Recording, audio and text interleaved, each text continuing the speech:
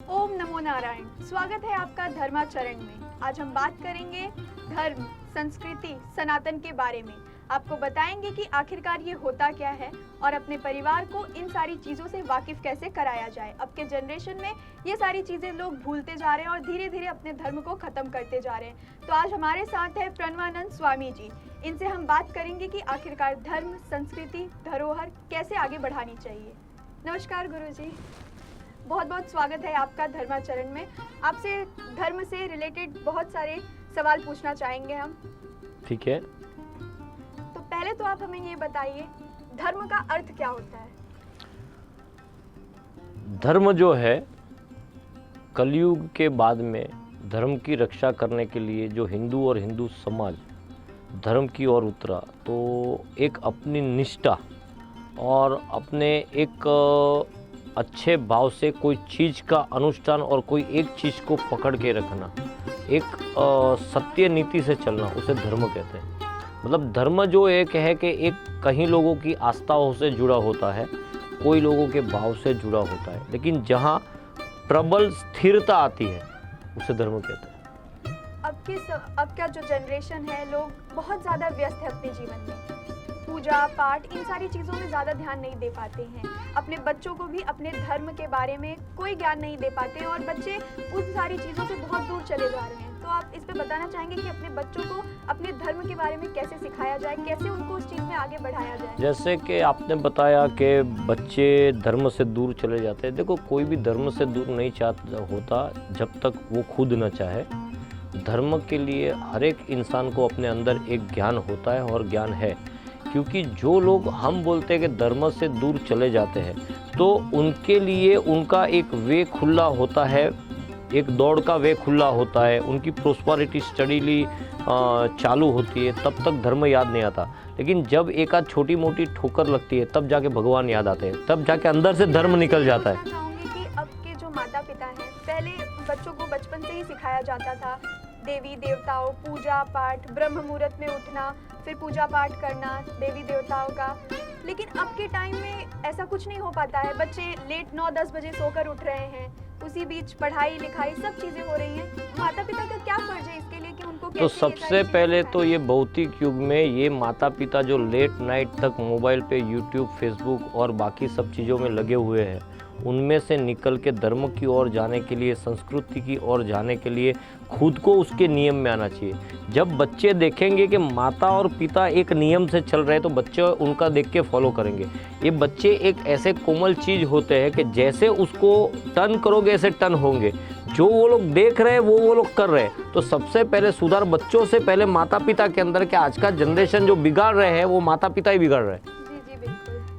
तो इस समय में ऐसा है कि बाबाएं भी कई हैं और उन लोगों का दावा भी बहुत अलग अलग है। कोई कहता है मैं शिव हूँ, कोई कहता है मैं कृष्णा हूँ। तो इससे आप क्या कहना चाहेंगे? क्या ऐसा सचमुच हो सकता है कि बाबाओं के अंदर भगवान की छवि देखने को मिलती है? बहुत सही समय पे सही सवाल किया है आपने कि आज जैसे कि मैं भी जो चीज़ फॉलो करता हूँ उसमें मैंने देखा कि बहुत लोग अपने को, कोई अभी मैंने एक वीडियो गो थ्रू किया था, उसमें बोलता है मैं कल की अवतार हूँ, कोई बोलता है कि मैं ये हूँ, कोई बोलता है मैं वो हूँ। और जब उनके साथ बैठा जाता है और बैठने के लिए कोई लोग तैयार, जो ज्ञानी लोग बैठते हैं, जैसे मेंटलिस्ट लोग बैठते हैं और अच्छे लोग हैं, धर्मगुरु बैठते हैं, तो वो लोग का ज्ञान ज़ीरो होता है सामने वालों का, वो लोग की बातें ज़ीरो होती है, जिनको कोई भी 4 वेद 18 पुराण में से कुछ भी ज्ञान नहीं है। मैं शिव हूँ, मैं कृष्ण हूँ कहने वाला पहले ये तो समझे कि शिव क्या है, तत्व कृष्ण क्या है, आज के युग में कृष्ण कहाँ है, 5000 वर्षों के बाद कृष्ण कहाँ होंगे, अभी आने वाले वक्त में जो कल की अवतार परमात्मा का होगा। कैसे कर सकते हैं कि ये कल की अवतार है? ये लोग जितने लोग झूठ मूठ का दरबार चला रहे हैं, वो उनको मैं एक ही बोलता हूँ कि वो लोग मेंटली चैलेंज है। और उसके पास जाने वाली जो व्यक्ति है वो एक तो अपनी पीड़ाओं से पीड़ित है, बराबर है। तो एक बाबा पूरी गादी सजा के बैठ गया, वो तामझाम देख के आंखों में पट्टी बांध के अपनी सब भावना रख देते हैं, बराबर है। आज 1000 आदमी आए कि 200 आदमी आए, उसमें से 100 आदमी खुद के बोलते रहते हैं कि भाई हमारा अच्छा हो गया। उसके वजह से ये लोग की एक एडवर्टाइजमेंट होती है, ये सब फर्जी बाबा है, सब फर्जीवाड़ा है। सनातन धर्म से 13 अखाड़े से जुड़े हुए साधु के सिवा जितने दरबार खोल के बैठे हैं, ये सब गलत है। कोई ऐसे भगवान आते नहीं, और यदि आते तो उनको ये सब पब्लिक में नीचे देखने की ज़रूरत नहीं पड़ती। आज आपके पास परमात्मा आ गया, आपको परमात्मा की प्राप्ति हो गई, फिर आप नीचे देखोगे क्या? नीचे देखने की ज़रूरत ही नहीं है, बराबर है। और उनके पास घड़ी घड़ी एक ही आदमी बारी बारी लाइन लगाएगा, परमात्मा का दर्शन हो गया, परमात्मा की प्राप्ति हो गई, मतलब वो दिन से उनका भाग्योदय हो गया, वो आदमी दूसरी बार क्यों आता है फिर? सही बात है, लेकिन अब के जो टाइम है इसमें भगवान के नाम पर लोग धंधा कर रहे हैं। सही लोगों बात के साथ मिलकर लोग उनके पास जा भी रहे हैं उन सारी चीजों को लेकर, क्योंकि अपनी समस्याएं बता देखो रहे हैं। आपकी बात सही है। सबसे बड़ी बात क्या है ना कि एक आदमी जब कोई उलझन में पड़ जाता है, उसको कोई रास्ता नहीं मिलता है, तो वो जरिया ढूंढता है। जरिया ढूंढने के लिए जो बची कुची पूंजी है वो भी लगा देता है इन पागलों के पीछे, जिनको कोई भी चीज का ज्ञान नहीं है, उनके पीछे लगा देता है। फिर कोई बोलेगा मुझे हनुमान जी आए, कोई बोलेगा मुझे ये आया, कोई मुझे बोलेगा मुझे ये आया। ऐसा कुछ भी आता नहीं, ये सब फर्जीवाड़ा है। ये फर्जीवाड़े से आज की जनता को निकलने की ज़रूरत है। अपने कर्म से सबसे पहला धर्मगुरु माता पिता है, उसके ऊपर कोई भी नहीं है। दूसरी बात है कि अपने इष्ट देव और अपनी कुल देवी की शरण ले लो। अपने इष्ट देव और अपनी कुल देवी की शरण ले लोगे, आपको कहाँ भी जाने की जरूरत नहीं। सबसे पहले तो उसको जागरूक करते रहो, अपने नाम का स्मरण करो। आज आदमी पैदा होता है, इंसान पैदा होता है, पैदा होने के बाद मरने तक खुद का नाम कितनी बार लेता है? एक भी बार नहीं लेता है। और लोगों से सुनता है, लेकिन खुद का नाम लेता है नहीं लेता। खुद का नाम लो, आत्मा त्वम गिरजा मसीम सहचरा प्राणा शरीरम गृहम। तो चीजों को समझो कि आत्मा क्या है, उसमें के अंदर बैठे हुए परमात्मा को समझो। वो परमात्मा बाहर ढूंढ रहे हैं, जब वो परमात्मा अंदर बैठा हुआ है। आपने नाम का जिक्र किया तो मैं आपसे ये पूछना चाहूंगी, यदि संतान हो रहा है किसी को तो उसका नाम कैसे रखना चाहिए बच्चों का? जैसे अपने राशि के हिसाब से या जब वो हुए हैं उसके अकॉर्डिंग? देखो सबसे बड़ी बात है, जब संतान कोई भी पैदा होता है तो जो चंद्र राशि जो होती है, जब भी जो बच्चे का जन्म होता है तभी जो चंद्र राशि होती है, वो चंद्र राशि के धर्म से मतलब सनातन धर्म से इसका कुछ ताल्लुक है कि बच्चों का जो जन्म हुआ है उसी हिसाब से उनका नामकरण उसी हिसाब से होना चाहिए। क्योंकि जो चंद्र राशि में वो जन्म लिया है, वो चंद्र राशि में जो भी राशियां, जो भी अक्षर गतिविधित है, उसी हिसाब से उसका भाग्य चलेगा। फिर आप उसमें अलग दो अक्षर वाला नाम रख दो, प्यार का ये नाम रख दो, फूई ये नाम रखे, मामा ये नाम रखे, तो वो भटकता रहेगा। माता पिता के नाम को मिलाकर बच्चों का नाम बहुत रखा जा रहा है। मतलब किस तरह से? जैसे किसी पिता का नाम तो बच्चों के साथ होता ही है। पिता का नाम और माता का नाम दोनों को मिलाकर एक नाम बनाया जाता है, ठीक है ना? उससे रखा जाता ठीक है, वो बहुत अच्छी बात है कि भाई मैं इसको एक संपुट समझूंगा यार। माता और पिता के नाम के साथ में और बीच में यदि कोई बच्चे का नाम आता है तो मैं संपुट समझूंगा कि माँ बाप का हमेशा प्रोटेक्शन मिलेगा। कई लोग इसे कहते हैं कि ऐसे नाम रखने से दोष भी होते हैं। ये दोष उनके दिमाग में है। माँ और बाप, माता और पिता का नाम साथ में रखने से दोष यदि क्रिएट हो जावे तो वो एक घर के अंदर जो माता पिता के बीच में रहेगा तो वो तो सबसे बड़ा दोष हो जाएगा। तो ऐसा कहने वाले पागल है जिनको माता पिता के साया मिला नहीं है, ऐसा लोग ये सब बोल सकते हैं, बाकी कोई भी नहीं बोलेगा। मतलब सनातन वाला रख सकते हो, क्यों नहीं रख सकते हो? क्यों नहीं रख सकते हो? रख सकते हो। भगवान को लेकर राजनीति भी बहुत की जाती है। कुछ लोग जो होते हैं भगवान की कोई नई कहानी बतानी शुरू कर देते हैं कि ये हुआ था उनके युग में, लेकिन आप बता सकते हैं असली में? तो जो लोग कहानी बताते हैं उनको वो कहानी सुनने वाले भी उनके जैसे ही होते हैं ना, अर्धज्ञानी। ज्ञानियों के बीच में तो कहानियां नहीं होती, ज्ञानियों के बीच में तो 18 पुराण और 4 वेद में से ही बातें होती है, बराबर है। आज ज्योतिष जैसी चीजें हैं तो जो वेदों की आंख है वो ज्योतिष है। ज्योतिष मतलब क्या है? तो उसके बाद में जो भी ग्रंथ निकले, ये निकले, उसको छोड़ के अपनी दंत कथा है तो बहुत चलती है, तो दंत कथाओं पे विश्वास ना करो। मैंने कहीं सुना था कि कलयुग, त्रेता, द्वापर, सतयुग, इन चारों युगों में सबसे ज्यादा भगवान को पाना आसान कलयुग में है। तो आप बता सकते हैं इस बात में कितनी सच्चाई है? कि 100% सच्चाई है। कलयुग में परमात्मा आपके साथ है। सतयुग, द्वापर, त्रेता तक क्या था ना, भगवान की आराधना हजारों साल करो, तब जाके परमात्मा प्रसन्न होते थे। हजारों साल आप जब भी साधना करते थे तब जाके प्रसन्न होते थे। कभी कभी प्रसन्न नहीं भी होते थे, वापिस फिर से अनुष्ठान करना पड़ता था। अनुष्ठानी लोग अनुष्ठान में बैठते थे। कलयुग में आप क्षणिक दिल से भाव से यदि भक्ति कर लोगे तो परमात्मा के आपके साथ में आपके सामने तुरंत प्रसन्न हो जाएंगे। वो प्रसन्न होना, कलयुग में परमात्मा का प्रसन्न होना, उसका मतलब ये नहीं कि आप टीवी सीरियलों में देखते हो कि चतुर्भुजाधारी विष्णु भगवान चक्र लेके आपके सामने आ गए और ऐसा आपको दर्शन दे देंगे। उतने सद्भाग्य आपके ये कलयुग में पॉसिबल नहीं है। लेकिन आपकी मनोकामना जब सिद्ध हो जाती है तो समझो कि परमात्मा का वास आपके साथ में है। आपकी भाग दौड़ खत्म हो गई, आप शांति से बैठ के आपका जीवन जी रहे हो। आपका मतलब क्या होता है कि परमात्मा की प्राप्ति के आपको अनुभव होना चालू हो जाते हैं। अच्छा, मैंने ये भी देखा है मंदिरों में जब शनि मंदिर हो गया और हनुमान जी की मंदिर हो गई, तो इनमें महिलाएं प्रवेश तो करती हैं लेकिन उन्हें भगवान को छूने नहीं दिया जाता। देखो अभी एक बात सुनो, इस बातों पे बहुत से विवाद आगे भी चल चुके हैं। शनि भगवान है, शनि मंदिर है, हनुमान जी मंदिर है। आप क्या सोचते हैं? नहीं नहीं, मैं यही मैं आपको बता रहा हूँ, मेरी सोच से बात नहीं करता। मैं जो नॉर्मल बातें चलती है शास्त्र के अनुसार ही करूंगा कि आज शिव को भी छूने की स्त्रियों को परमिशन नहीं है। हाँ। बराबर है। हाँ, ये भी मैंने देखा बराबर है कि शिवलिंग को आज भी छूने से मना किया जाता है। आज क्या है कि हनुमान जी बाल ब्रह्मचारी है जी। शनि महाराज का भी इसी तरह से कि शनि महाराज की परिक्रमा दूर से कर सकते हो, स्त्रियां छू नहीं सकती। वो जब पुरुष सूक्त वाले देव है तो ये एकदम हठीले देव है। और शिव जी जो है वो हमेशा ध्यान मग्न रहते हैं। स्त्री क्या पुरुष को भी नहीं छूना चाहिए, मैं तो बोलता हूँ। मतलब मैं ये नहीं बोलूंगा कि स्त्री छुएगी तो मूर्ति को खुद तकलीफ हो जाएगी। ये भगवान में भेद नहीं है, ये इंसानों ने बनाए हुए भेद है। नहीं, मैं खुद भी मंदिर जाती हूँ तो शिव भक्त मैं भी हूँ, तो मैं जब शिवलिंग की पूजा करती हूँ या उन्हें टीका जल जो भी चढ़ाती हूँ, तो वहाँ पे मैंने पहली बार ऐसा देखा कि मुझे बोला गया कि कुंवारी लड़कियाँ इसे नहीं छूती हैं, शादीशुदा छू सकती हैं। ये आपको किसने बोला? मैं जाती हूँ मंदिर तो वहाँ पर मुझे मतलब ये कोई पंडित जी ने बोला था? नहीं, पंडित ने नहीं बोला, वहाँ पर औरतें बैठती हैं। मैं क्या बोल रहा हूँ, गॉसिप ज्यादातर कहाँ चलती है? औरतों तो जहाँ गॉसिप चलती है ना वहाँ अलग अलग बातें चलती है। आपका मन और आपकी मान्यता क्या बोल रही है, आपको वो अपने और खींच रहा है तो आपको कोई रोक नहीं सकता। शिव आपको अपनी ओर खींच रहा है तो कोई नहीं रोक सकता। उनकी ये बातें मुझे ऐसी लगी कि अरे आज एक बेटी अपने बाप के पास नहीं जा सकती? बिल्कुल जा सकती है ना। बेटी अपने बाप के साथ नहीं बैठ सकती? बेटी अपने बाप को नहीं छू सकती। शिव बाप है, शिव पिता है, पार्वती माता है, हाँ सृष्टि रचयिता है। तो क्यों एक बेटी अपने बाप को नहीं छू सकती? क्यों एक बेटी अपने बाप के पास बैठ नहीं सकती? सवाल है, मतलब ये अंधश्रद्धालुओं के जो बहकाने वाले सवाल जवाब है उसमें से निकल के प्रैक्टिकल बनो। ऐसा कुछ भी नहीं है कि कोई आपने शिव को छू लिया, कि आपने किसी को छू लिया तो परमात्मा क्रोधी होता है, नहीं होता है। पब्लिक क्रोधी हो जाती है। पब्लिक का मत सुनो। ये सवाल जैसे मेरे मन में था तो कई लोगों को और लोग भी बोलते होंगे कि नहीं छू सकते हैं, क्योंकि ऐसा मेरे साथ ऐसा 2 बार हो चुका है। तो मैं खुद भी जानना आंदोलन छेड़ दो उधर।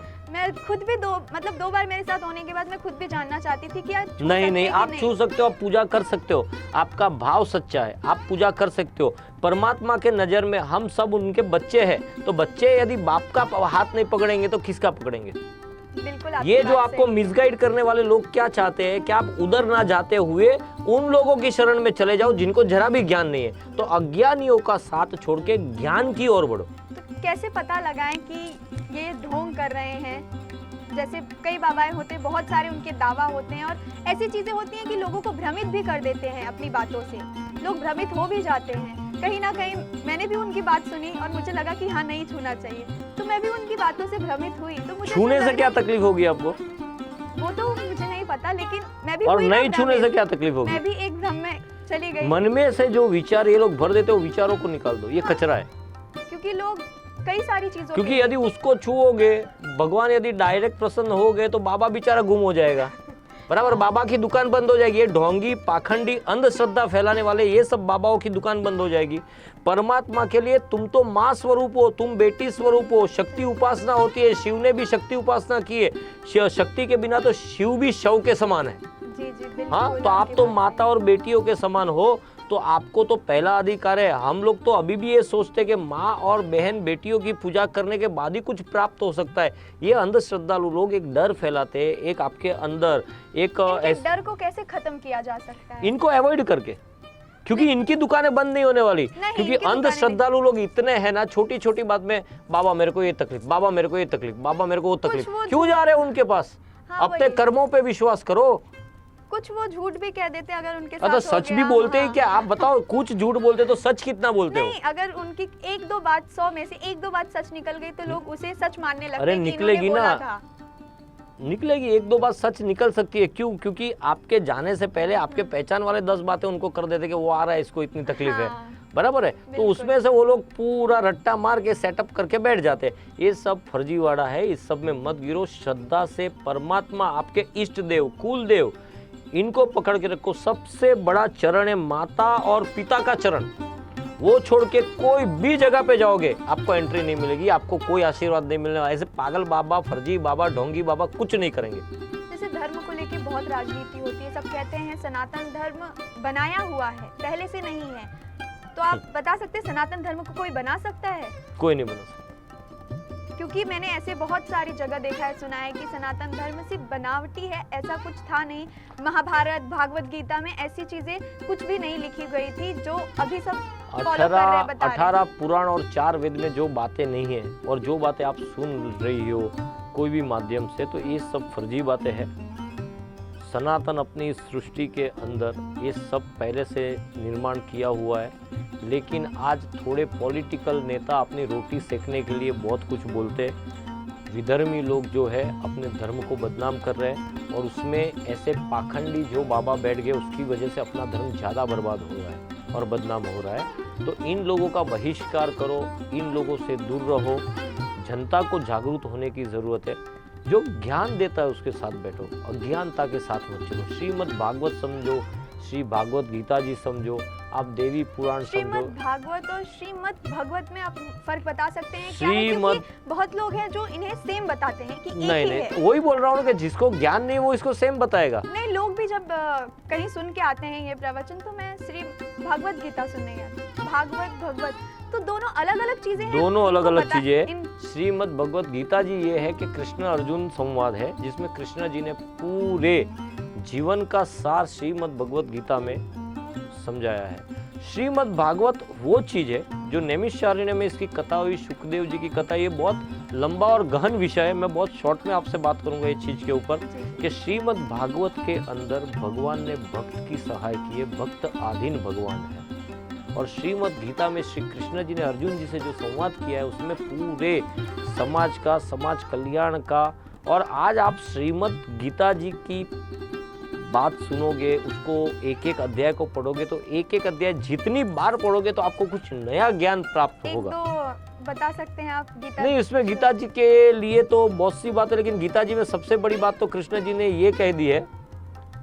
कृष्ण जी ने गीता जी में सबसे बड़ी ये बात कह दी है कि जब जब इस पृथ्वी के ऊपर भार बढ़ेगा अधर्मियों का, तब तब मैं जन्म लूंगा। तब उसमें बहुत सा अच्छा चीज कृष्ण भगवान ने बोल दिया है।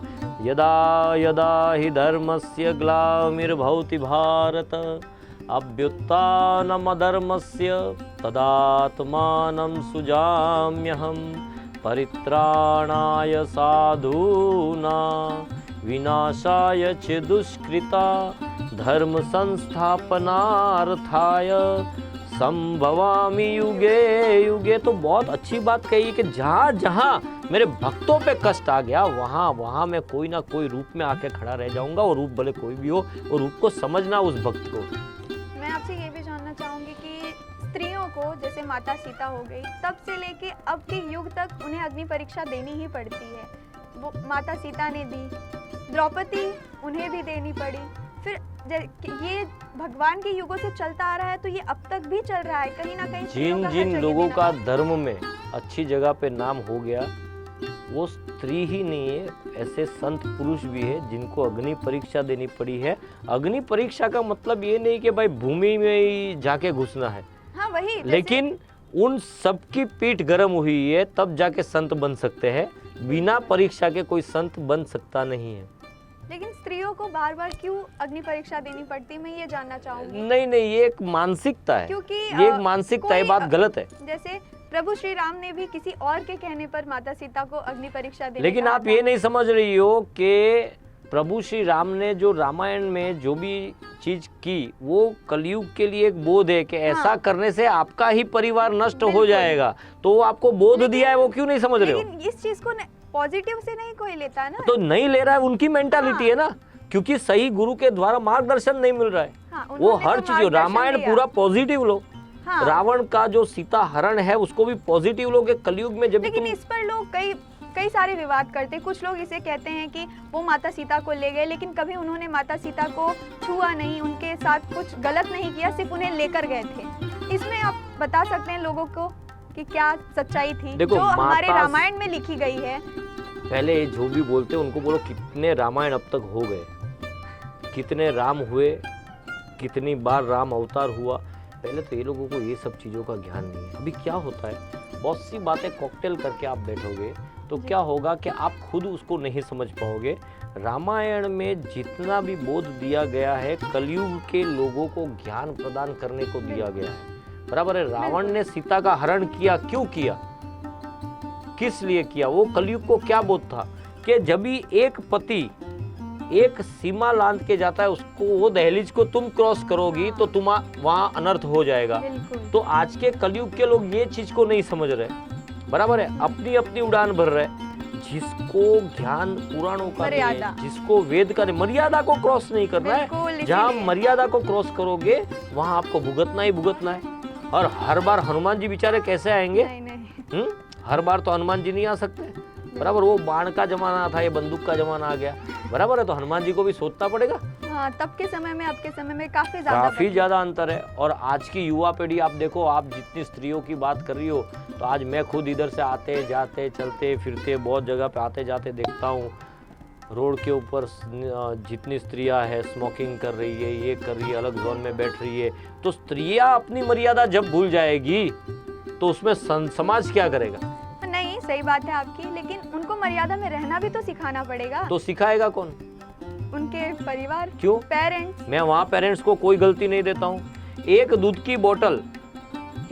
की बोतल जब भी माँ पिलाती है, माँ जब स्तनपान कराती है, वो दोनों चीज माँ अपने आप उसमें कड़वाहट लगा के छुड़वाती है, बराबर है। बिल्कुल। तो ये आदत आपकी खुद की, आप खुद छोड़ो। वो तो माँ ने नहीं लगाई थी, तो ये आदत जब भी तुम पकड़ सकते हो तो छोड़ क्यों नहीं सकते हो? आदि तुम हो रहे हो, माँ ने ऐसा कोई संस्कार नहीं दिया।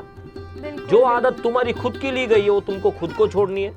लेकिन लोग इस चीज में ज्यादा आगे बढ़ते जा रहे हैं, स्मोक करने में, ड्रिंक करने में, इन सारी चीजों में लोग ज्यादा बढ़ते। अब के छोटे छोटे बच्चों को देखो, वो लोग ये चीजें ज्यादा करते हैं। तो आज ये पूरी दुनिया चल रही है, पूरे दिखावे के ऊपर चल रही है कि ये ऐसा लेकिन करता है तो मैं क्यों नहीं। ये कैसा दिखावा है कि स्मोक करो, ड्रिंक करो? हाँ, तो ये उनकी मानसिकता है, वो मानसिकता उनको खुद को बदलनी है। वो उसके लिए तो आप भी खुद जाके बोलोगे तो वो आपको पागलों में गिनती करवा लेंगे, ये करके देख, बाद में मजा आएगा। हाँ, बिल्कुल, बराबर है। ये जोन में जा तो तुमको मजा आएगा। तो ये मानसिकता आपको खुद को चेंज करनी है। जो ये व्यसन ग्रस्त है उनको खुद को चेंज करनी है। उसके लिए कोई दवा नहीं छुड़वा सकती है। आपने जो आपकी आदतों को बनाया है, बिगाड़ा है, उसको आपको सुधारना है और कोई नहीं सुधार सकता। इसमें माता पिता का कोई दोष कोई दोष नहीं। बिल्कुल, आपसे बात करके हमें बहुत अच्छा लगा। उम्मीद करते हैं आप लोगों को भी गुरुजी से बातें कर बहुत अच्छा लगा। ऐसे ही और भी धर्म से रिलेटेड जितने भी सवाल हैं आप सभी के, आपको यहाँ पर इसके जवाब मिलते रहेंगे। अभी के लिए इतना ही, चलते हैं। ओम नमो नारायण। ओम नमो नारायण।